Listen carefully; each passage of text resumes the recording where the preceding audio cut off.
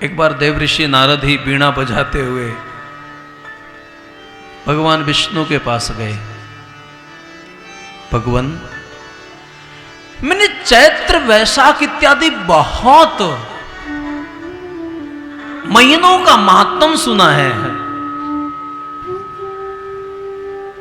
ये अधिक मास, इसकी महिमा क्या होती है? और इसको आपने अपना नाम जो दिया है, इसको पुरुषोत्तम मास कहते हैं। ठाकुर जी मुस्कुराए। नारद, ये महीना बड़ा पवित्र महीना होता है, मुझे बड़ा प्रिय है। इस महीने में साधना करने से कई गुना फल मिलता है। इसलिए तो आपने देखा अधिक मास में ना और कोई कार्य नहीं किए जाते हैं, विवाह इत्यादि नहीं होते हैं, कोई मांगलिक वैसे कार्य नहीं होते हैं, लेकिन भजन बहुत होता है। कई गुना भजन का प्रभाव फल मिलता है इस महीने में। नारद, अगर इसकी महिमा को आप और ज्यादा सुनना चाहते हो और जानना चाहते हो,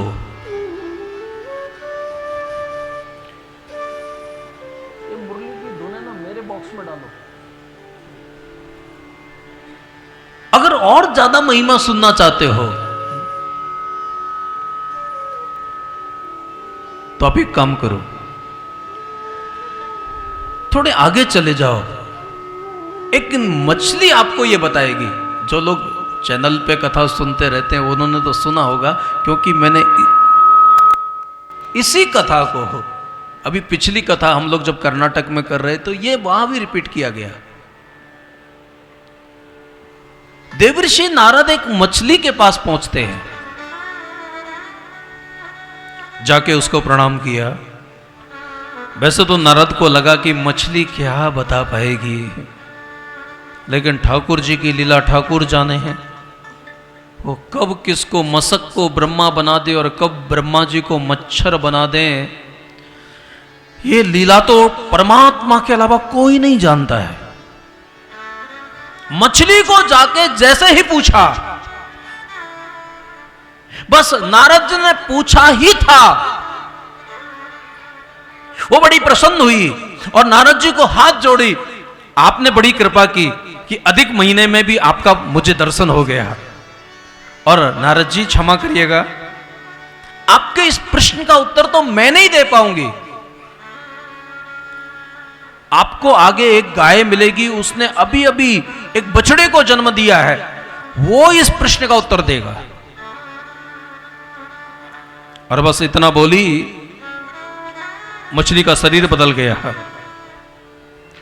नारद जी ने देखा, नारायण नारायण, ये क्या हुआ?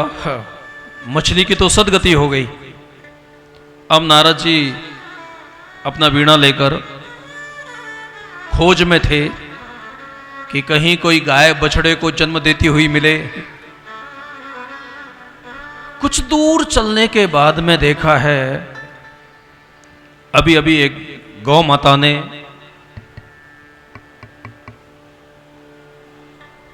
बछड़े को जन्म दिया है।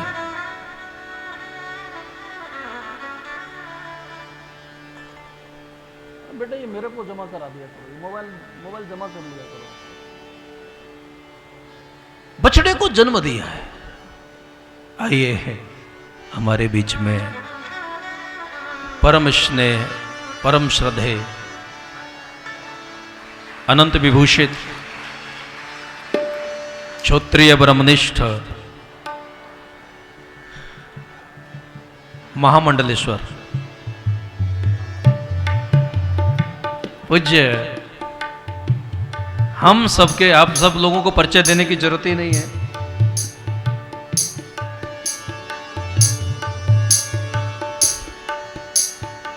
हमारा जयपुर क्या, पूरा राजस्थान और पूरा भारत लगभग, अगर थोड़ी भूल चूक हो तो माफी कर दो। क्योंकि पूज्य महाराज श्री की यात्राओं के बारे में जब मैं सुनता हूं, और कभी कभी आपके साधक हम लोगों को कर्नाटक में जहां जहां सूरत वगैरह में मिलते हैं, पूज्य महाराज श्री पधारे हैं। और संयोग यह है कि मैं इस कथा के प्रसंग में भी पुराण को तो सम्मुख रखा है। नारद जी को बड़ा आश्चर्य हुआ और फिर नारद ने जाके उस बछड़े को पूछा। बछड़े के आंखों में आंसू आए। ये देखो, पुराणों की कथा थोड़ी ऐसी होती है ना, हमारे देश का ऋषि है ना, सभी जीव जंतुओं की भाषाओं को समझते हैं, सभी से संवाद करते हैं। और सच में कभी कभी मुझे लगता है कि हम लोग संवेदनाहीन होते जा रहे हैं, वरना अगर मानव की संवेदनाएं जागृत हो जाए ना, तो मानव इंसान की तो बात छोड़ो, मानव प्रकृति की, हर पक्षी की और हर जीव जंतु की भाषा को समझ सकता है। कहीं ना कहीं हमारी आंतरिक यात्राओं में आजकल देश काल परिस्थिति कह सकते हैं कि हम लोगों में उतनी वो सुचिता नहीं है। और नारद जी महाराज ने जैसे उस बछड़े को पूछा, मैं जानना चाहता हूं ये पुरुषोत्तम मास का महात्म क्या होता है। बछड़े के आंखों में आंसू आए। नारद जी, आपने बहुत बड़ी कृपा की, मैं कितना भाग्यशाली हूं, जन्म लेते ही मुझे आप जैसे ऋषि का दर्शन हुए हैं। और हम लोग कितने भाग्यशाली हैं, अभी 2 श्लोक गाए हैं और पूज्य महाराज श्री का दर्शन हो गया। अभी केवल बस एक तो भागवत जी के प्रथम वो महात्म के पहले अध्याय का पहला श्लोक और दूसरा श्लोक गाया, तीसरे श्लोक की भूमिका ही चल रही है। भक्ति ज्ञान विरागाप्तो विवेको वर्धते महान् माया मोह निराशस्य वैष्णवे क्रियते कथम्।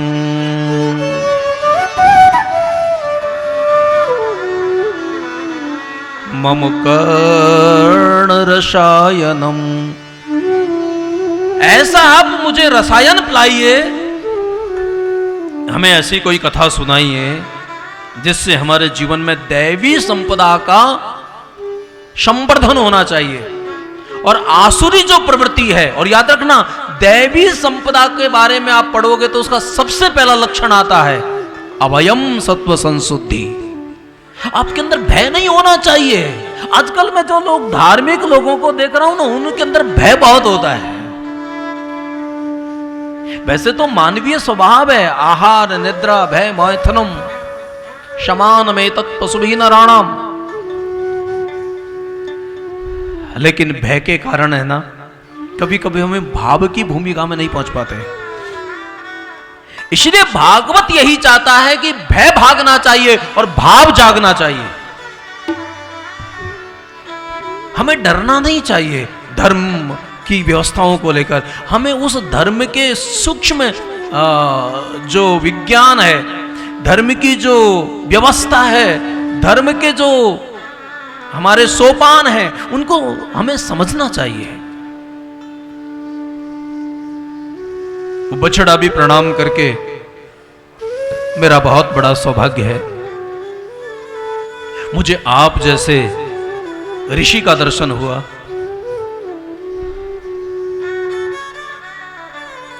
महाराज, लेकिन क्षमा करिएगा, आपके इस प्रश्न का उत्तर तो मैं भी नहीं दे सकता। ये भगवान विष्णु ने कहा है आपको हो, तो आप ये प्रश्न का उत्तर तो आपको एक बरगद के पेड़ पर एक सुख सावक बैठा है वो आपको उत्तर देगा। और इतना कहने के बाद वो भी दुनिया छोड़ के चला गया।